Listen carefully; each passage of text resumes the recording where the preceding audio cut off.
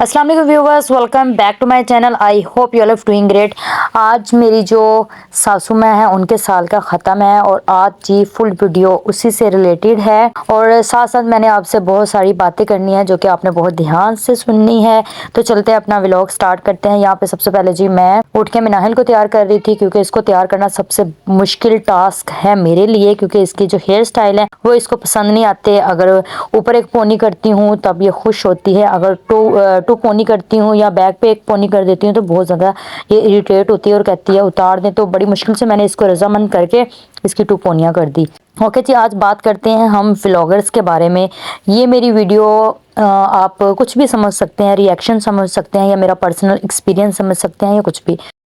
सबसे पहले हम बात करेंगे नताशा वकास, फिर बात करेंगे हम सादिया तैमूर, रेमडी विद खानम, राशिदा मलिक। तो नताशा वकास जब उन्होंने अपना करियर का स्टार्ट लिया, आज से कोई 5-6 साल पहले की बात है कि मैं उनको बहुत ज़्यादा फॉलो किया करती थी, मैं उन्हें देखा करती थी। तो मुझे बहुत शौक था क्योंकि वो हमारे एरिए रावलपिंडी की रहने वाली थी, कमेटी चौक की। तो मैंने फैसल से कहा, मैंने कहा फैसल जी आप ऐसा करें, मैंने ना इनसे मिलना है तो ज़रा ना रब्ता करें। मैंने बड़े इंस्टाग्राम पे इन्हें मैसेज किए, बड़े फेसबुक पे मैंने इन्हें मैसेज किए और इसके अलावा मैंने इनके यूट्यूब यानी कि वीडियोस के नीचे भी कि मुझे आप बहुत अच्छी लगती हैं, मुझे आपसे मिलना है, ये वो ना किसी भी इन्होंने वीडियोस पे जो मैंने कमेंट्स किए थे या इंस्टाग्राम पे कमेंट्स वगैरह किए थे, किसी भी इन्होंने मैसेज का रिप्लाई नहीं किया। ठीक है, तो बड़े यानी कि अरसे बाद मैंने यानी कि छोड़ दिया। उसके बाद जी मैंने एक दफ़ा बात की, मैंने कहा आप थंबनेल कैसे बनाती हैं, क्योंकि इनको देख देख के मुझे भी शौक हुआ कि चले मैं भी वीडियो बनाती हूँ।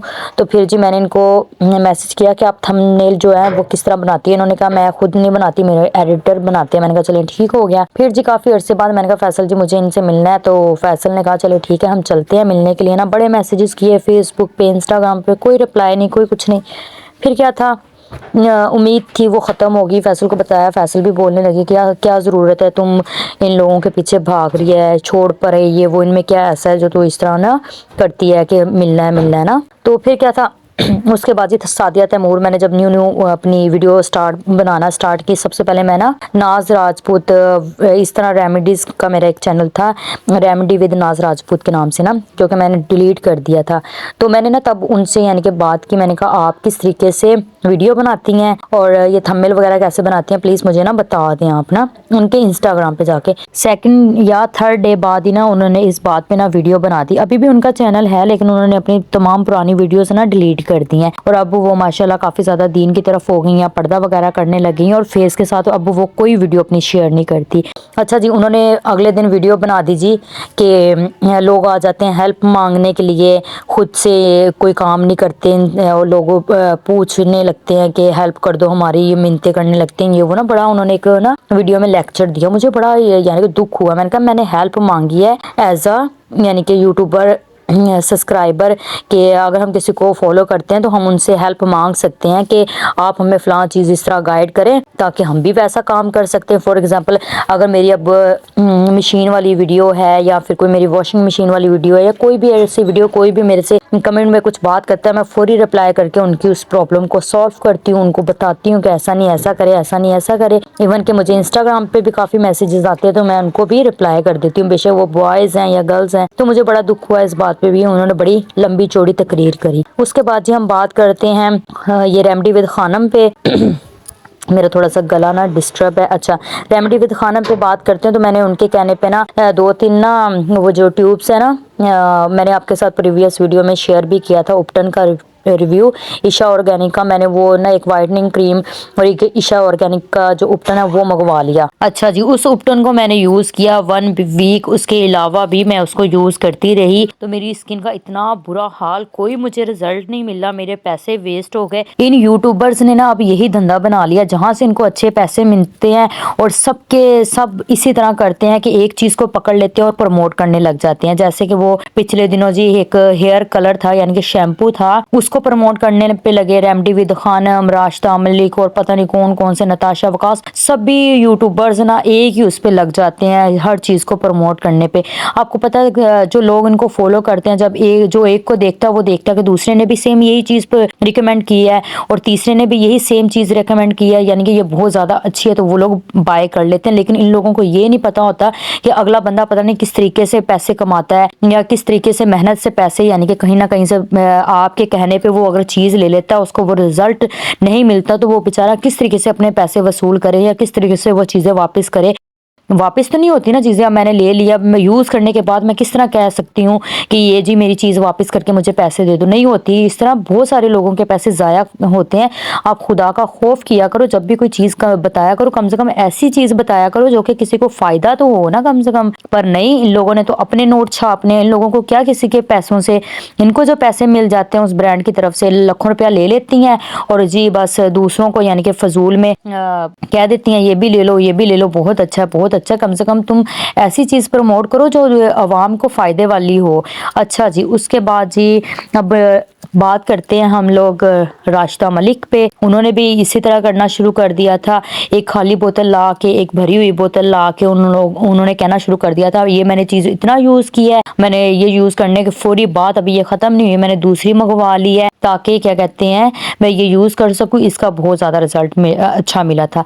आप ये बताएं, पिछले दिनों ये शैम्पू का बहुत ज़्यादा वो कर रही थी प्रमोट उसको कि बहुत अच्छा है, बहुत अच्छा है। मैंने इनकी प्रीवियस वीडियो में देखा कि ये कैराटीन करवा रही हैं, पता नहीं कितने कितने ये लोग लेती होंगी अपनी यानी कि ट्रीटमेंट स्किन के लिए, हेयर के लिए। तो बताएं आप, ये सस्ते वाले शैम्पू या सस्ती वाली चीज़ें अप्लाई करती होंगी अपनी स्किन पे? कतई नहीं करती होंगी। और हम लोगों को इन्होंने बुद्धू बना के रखा हुआ है कि ये भी लगा लें, ये भी लगा लें। कोई भी एक इंसान है ना, वो कोई भी चीज़ अपने फेस पे, यानी कि जितनी ये बताती है चीज़ें कि हाँ कोई एक इंसान लगा सकता है कभी इतनी चीज़ें अपने फेस पे। मैं भी वीडियो बनाती हूँ, एक चीज़ का रिव्यू देने के लिए मुझे महीना महीना लग जाता है ताकि अच्छे से उसे अप्लाई करूँ, उसके बाद मैं रिजल्ट दे सकूँ। अभी तक मैं जो ईशा ऑर्गेनिक की वाइटनिंग क्रीम है उसको कभी, मैं साफ बात है घरेलू वूमेन जो होती हैं वो इसी तरह होती हैं, कभी उनको याद रहता है, कभी याद ही नहीं रहता है। कभी चलो उन्होंने लगा ली, 2 दिन लगा ली, तीसरे दिन वो भूल जाती हैं, प्रॉपर 1 हफ्ता भी यूज़ नहीं कर पाती। ये बच्चे भी हैं इनके, इतने इनके कारोबार भी कर रही हैं, चीज़ों की प्रमोशन भी करती हैं, ये भी करती हैं, और फिर भी यानी कि ये धड़ाधड़ बता रही होती हैं कि जी ये चीज़ अच्छी है, वो चीज़ अच्छी है, ये भी लगा लो, वो भी लगा लो। मुझे तो ये समझ नहीं आती ये इंसान है या कोई और मखलूक है कि क्या कहते हैं कि ये हर चीज़ को एक साथ में अप्लाई कर लेती हैं। इनका फेस है ये पता नहीं क्या चीज़ है जहाँ पे हर चीज़ लग जाती है और हर चीज़ को आराम से ये यानी कि कह देती हैं अच्छी अच्छी, लगाते जो लगाते जो। इन्हें ज़रा थोड़ा सा हाथ होला रख के लोगों को चीज़ों की प्रमोशन करनी चाहिए, रिकमेंड करना चाहिए लोगों को, ताकि दूसरे बंदे को तो कम से कम ना नुकसान ना हो। हर चीज़ को बढ़ा चढ़ा के बता देती हैं। उसके बाद नताशा वकास, एक उन्होंने ना बेडशीट का रिव्यू दिया था जो कि वाटर प्रूफ थी, वो तो मैंने बाय की ना जब, तो आप यकीन माने उसे मैंने बिछाने पे उसका रिज़ल्ट अच्छा था। मैंने एक अपनी वीडियो में ना मेरा एक प्रीवियस चैनल था उस पर मैंने रिव्यू भी दिया था, बहुत अच्छी थी। लेकिन उसकी जो साइड पे कपड़ा लगा था ना, आप यकीन माने वो इतना बारीक था ना कि कोई भी चीज़ उसके साथ अगर अटैच होती है ना तो वो फट जाता, इतना नाजुक कपड़ा था। मैंने लिया, मैंने उसका रिव्यू भी दिया, रिव्यू में वो तो बहुत ज़्यादा अच्छा था। जब उसके बाद मैंने यूज़ किया उसके ऊपर वो आ गई, जैसे ना सर्दियों के स्वेटर्स वगैरह पे पंजाबी में कहे तो तपड़ी आ जाती है, तो वो चीज़ आ गई थी उसके ऊपर ना, रुए रुए से आ गए थे। तो वो मेरी तरफ से ना एकदम से ना फेल हो गया था। बाकी जो फिटेड शीट मंगवाई थी वो अच्छी हैं, वो अभी तक मैं यूज़ कर रही हूँ सोफ़े के लिए भी। लेकिन जो वाटर प्रूफ थी ना शीट, उसका ये थोड़ा सा प्रॉब्लम था। और जी बस अभी जी यहाँ पे मैंने तमाम बर्तनों को धो के अच्छे से रख दिया खुश्क होने के लिए, और साथ साथ मैं काम कर रही हूँ। और आपके जो भाईजान है वो इतनी ज़ोर से गिरे थे, हम लोग चले गए घर देखने के लिए। जब वापस आए तो किचन की जो नाली थी ना वो बंद हो गई थी, पानी पानी हो रहा था। मैंने रास्ते में रख दी तपड़ी, आपके भाई से मैंने कहा कि उसको खोल दे। यहाँ पे जी हम लोग कुरान पाक की तिलावत कर रहे थे। जब उन्हें मैंने कहा कि आके उसे खोल दे तो वो एकदम से किचन में इंटर हुए हैं, तो इतनी ज़ोर से वो गिरे हैं, अभी यकीन माने इतनी ज़ोर से उन्हें चोट लगी, पर अल्लाह ताला ने बचा लिया। अच्छा जी, उसके बाद तमाम बच्चे वगैरह आ गए थे, हम लोगों ने सब ने मिल के फल काटे। और ना हम लोगों ने ज़्यादा किसी को इनवाइट नहीं किया था, जस्ट फैसल की बहनें थी और नहीं कोई था, और बच्चों को बुलाया था। यहाँ पे जी ये फैसल की बड़ी वाली बहन है जो कि फल काट रही हैं, और साथ मैं थी, साथ इकरा भी आ गई थी, साथ फैसल की छोटी वाली बहन अलीज़ा की मम्मा भी आ गई थी। तो हम सब मिलके ना फल काट रहे थे। मिलजुल के काम करने से ये होता है, एक तो टाइम कम लगता है काम में, और दूसरा गपशप अच्छी हो जाती है और टाइम भी जल्दी गुजर जाता है। वरना अकेला इंसान करता रहे ना तो बड़ा टाइम भी लगता है और इंसान बोर भी होता है और बस ऐसी अजीबोगरीब बातें सोचता रहता है तरह तरह की ना। अगर ये किसी के साथ होता है, किसी लेडीज के साथ, तो आप मुझे जरूर बताइएगा कि आप में से किस किस के साथ होता है कि अगर आप अकेले किचन में काम करें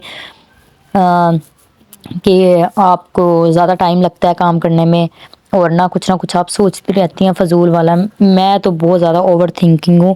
मुझे बास टाइम अपने आप पे बहुत ज़्यादा गुस्सा चढ़ता है कि मैं इतनी ओवर थिंकिंग क्यों हूँ। अच्छा जी, यहाँ पे हम सब ने फल काटे। फल में हमने केले, सेब, अमरूद थे और माल्टे थे, पोपी काटे थे। और जी उसके बाद जी जो फैसल की बड़ी बहन है कौसर बाजी, उन्होंने एक बहुत ही अच्छा हमें मशवरा दिया कि आप लोग ना फल ना काटें, आप इसकी जगह फ्रूट चाट बना लें, क्योंकि फल इस तरह कम खाए जाते हैं, ज़्यादा वेस्ट भी हो जाते हैं, क्योंकि लोग अपनी अपनी पसंद का फल उठा के खा लेते हैं। तो आप इस तरह करें, फ्रूट चाट अगर बनाते हैं ना तो उसमें तमाम फल ही खाए जाते हैं। मुझे ये आइडिया बहुत ज़्यादा अच्छा लगा। मैंने कहा क्यों ना हम ऐसा ही करते हैं, फ्रूट चाट भी बना लेते हैं। मैंने यहाँ पे जी ट्रेस बनाई। मैंने कहा चलो जो फल कट गया उसका तो हम करते हैं ऐसे कि वो कुछ ट्रे बना लेते हैं जो कि यानी कि जो बच्चे आए हैं पढ़ने के लिए उनको भी दे दी जाए, और साथ जी अगर अंदर कोई यानी कि मर्दों में आए हैं मर्द वगैरह तो उनको भी साथ दे दी जाए ना। फिर जी हम लोगों ने तमाम ट्रेज, मैंने तकरीबन 6-7 ट्रेज बना ली थी फल की। देग में जी हम लोगों ने 2 देग बनाई थी चिकन की और 1 देग बनाई थी मीठे चावलों की। और यहाँ पे जी कौसर बाजी और अलीजा की मम्मा बैठ के बना रही थी फ्रूट चाट, फल वगैरह काट रही थी। मैंने कहा चलो थोड़ा सा कैप्चर कर लूँ। उसके बाद जी ये जी नान थे, नान भी काफ़ी ज़्यादा अच्छे थे, बड़े धनिया वगैरह लगा के मज़े के नान बनाए हुए थे और बच्चे यहाँ पे पढ़ रहे थे। उसके बाद हम दुआ मांग रहे थे। मैंने कहा चलो ये भी थोड़ा सा क्लिप रिकॉर्ड कर लेती हूँ। अल्लाह ताला सबकी परेशानियों को दूर करे। अल्लाह ताला जितने भी मुसलमान हैं उन सबको अपने हिफ्ज़ ईमान में रखे, और उसके बाद जो फ़लस्तीन है अल्लाह ताला उन पे भी अपना रहम व करम रखे और उनको इस मुसीबत से आज़ाद करे। और जो ये लोग बनी इसराइल वाले हैं इन लोगों के पीछे पड़े हुए हैं, अल्लाह ताला इन लोगों को हदायत दे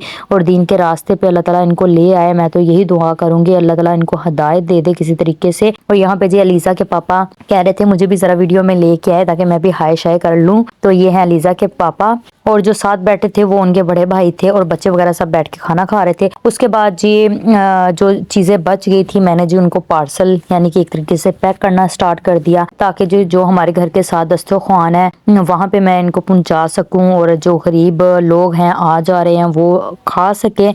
उसके बाद ये आ जाती है बारी सफाई की। तो आज जो हमें काम वाली मिली थी वो यकीन माने इतनी अच्छी थी, कोई इतनी अच्छी की थी कि मैं बस ना पूछें आप। पता है क्या हुआ, जब मैंने बर्तन वगैरह धोना स्टार्ट किए ना तो पहले तो वो यानी कि आई, उन्होंने सारा दिन में काम किया। उसके बाद जब ये बर्तन वगैरह आए ना उन्होंने मेरे साथ धुलवाए। जब मैं धुलवा रही थी इनके साथ मुझे पता है क्या कहने लगी, अगर आपने ही काम करना था तो मुझे बुलाने की क्या जरूरत थी। मैं क्या बड़ी बात है, आज पहली दफा लाइफ में किसी काम वाली ने मुझे ये कहा कि बाजी अगर मुझे ही आपने यानी कि अगर आप खुद काम करना है तो मुझे क्या ज़रूरत है बुलाने की। जी बड़ी बात है ये भी, कोई इंसान इस तरीके से आपको कहे। तो जी उन्होंने सारी सफाई वगैरह की और जो जी राइस बचे थे पहले मैंने चावलों को यानी कि पैक किया वो दिए, फिर उसके बाद जो चावल बचे थे वो मैंने पैक किए ताकि दे सकें। तो उसके बाद जी पैकिंग वगैरह करवाने के बाद मैंने अच्छे से सारे किचन को साफ वगैरह करवाया है, खुद भी किया। जो चीज़ें यानी कि खुद करने वाली थी वो मैंने खुद की, जो काम उनके करने वाला था उनको करवाया, देगे वगैरह भिजवाई। ये कि किचन हमारा चकाचौंध हो गया था, यानी कि सबके जाने से पहले पहले ही मैंने तमाम यानी कि काम शाम डन करवा दिया था। मैंने कहा साथ साथ सारे काम बनते हैं करना। उसके बाद जी खुद हम खाना खाने लगे थे। तो बस आज की हमारी जो वीडियो थी वो यही तक की थी। आई होप आपको हमारी आज की वीडियो अच्छी लगी होगी और आपने मुझे कमेंट ज़रूर करना है, और जो मैंने आपसे बातें की हैं उनके आपने ज़रूर कमेंट करके मुझे बताने हैं फीडबैक, ताकि मुझे भी पता चल सके कि आप लोग इनके बारे में क्या सोचते हैं, क्योंकि मेरे साथ तो हो चुका है और मेरे साथ ये बीत चुकी है। ओके जी, इसी के साथ अब आप हमें दीजिए इजाज़त। अल्लाह हाफिज़, take care, thanks for watching.